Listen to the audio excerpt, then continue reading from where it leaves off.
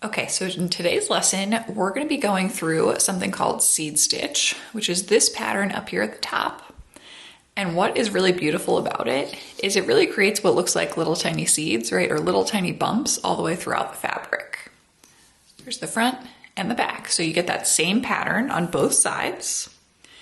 And the way this pattern is created is it's actually really similar to ribbing.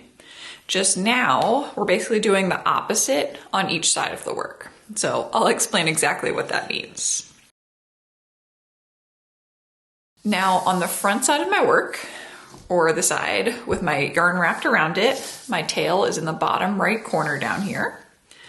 I'm gonna work the exact same ribbing pattern all the way across that I had just below it. So I'm gonna be knitting the first stitch. Then I'm going to be purling the second stitch. So bring my yarn to the front, purl. And now again, knit the next stitch. So I'm going to bring my yarn to the back,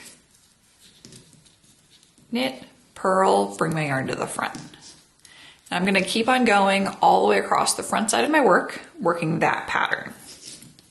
Knit one, purl one.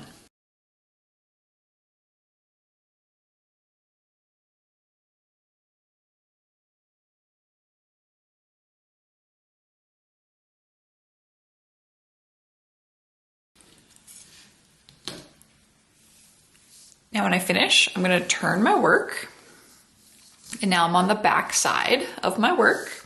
And what I'm going to be doing here is I want to work the opposite to that previous row. So instead of working knit one, purl one all the way across, I'm going to work purl one, knit one, purl one, knit one, and keep on repeating those two over and over again.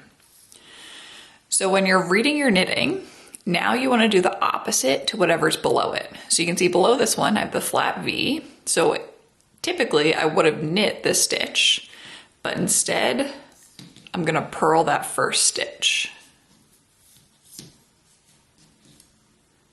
Now there's a bump there, so typically I would have purled it, but I'm actually going to knit it now.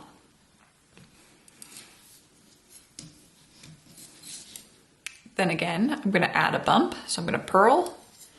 And I'm going to keep on alternating between the purling and the knitting.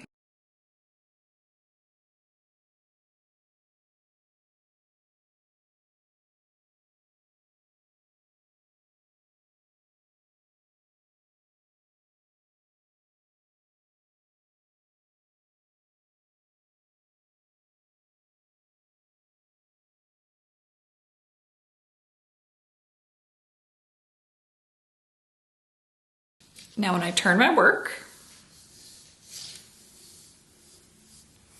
you can kind of see the beginning of the seed stitch starting. So there's bumps and they're alternating the rows that they were placed on. So now as I go and work across the next row, I'm going back to that original one. So I'm going to knit, purl, keep on repeating knit and purl all the way across. And I can tell I'm doing the right thing in the right place because again, I want to do the opposite to whatever's just below it. So this first stitch, I have the bump. So I want to actually make it flat now. So I'm going to knit.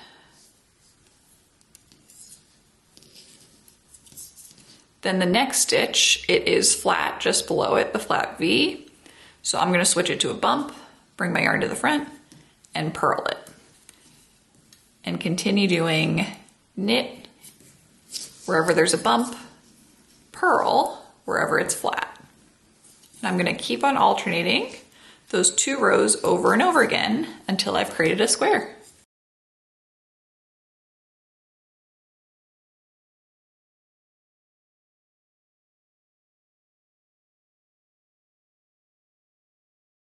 So now I finished my seed stitch block.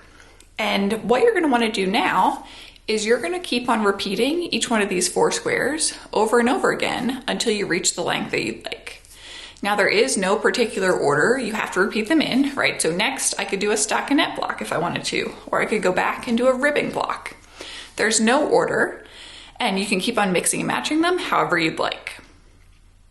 A few bonus videos that I'm going to add are, first up, I'm going to show you how to start a new ball of yarn. So I'm about to run out of this first ball of yarn I had.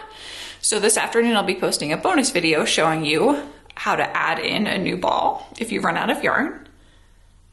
And then the next video that's going to be posted is how to cast off. So once you reach the length that you need of your scarf, and for a kid's scarf, I'd recommend doing 10 of these 5-inch blocks total. So we already have 4 to start with, so another 6.